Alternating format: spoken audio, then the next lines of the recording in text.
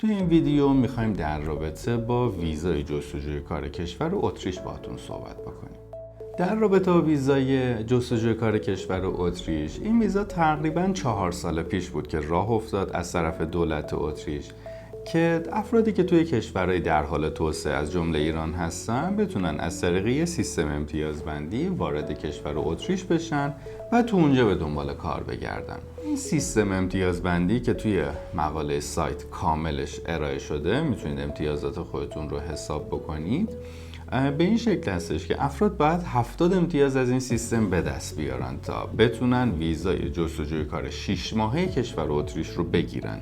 یعنی 6 ماه بتونن توی کشور اتریش دنبال کار بگردن. این 70 امتیاز که اشاره کردم امتیازاتش هست، اصلی ترین مسئله‌ای که باید داشته باشید اینه که تحصیلاتتون تو زمینه مهندسی، انفرماتیک، ریاضیات یا علوم طبیعی باشه.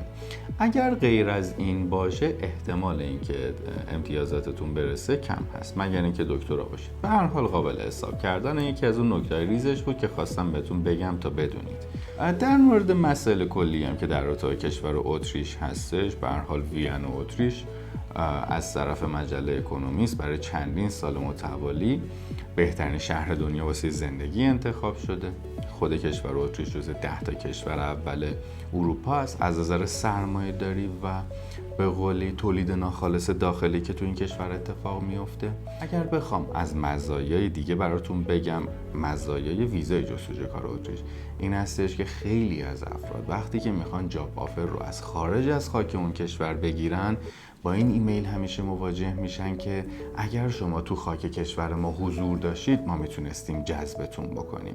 خب این ویزا این مسئله رو برای شما حل میکنه. موارد دیگه از جمله این که شما بخواید کارفرما رو به جلسه اسکایپ بکشونیدش و قوانین دست و پاگیری که برای کارفرما وجود داره که بخواد نیروی کار خارجی بگیرم از بین میره توی این شکل از ویزا. از معایب هم میشه به این اشاره کرد که ابتدا باید تنها برید اگر متأهل هستید و بعد از اینکه کار پیدا کردید همسر و یا فرزندان میتونن به شما اضافه بشن توی خاک کشور اتریش. نهایتاً اگر نیاز به وقت مشاوره دارید میتونید از طریق سایت ما اقدام بکنید. همکاران من یا شاید خود من رزومه شما رو کامل بررسی میکنیم، امتیازات و هر چیزی که از بررسی میشه، توضیحات تکمیلی خدمتتون ارائه میشه و 0 تا 100 کارتون هم میتونیم با تضمین براتون انجام بدیم.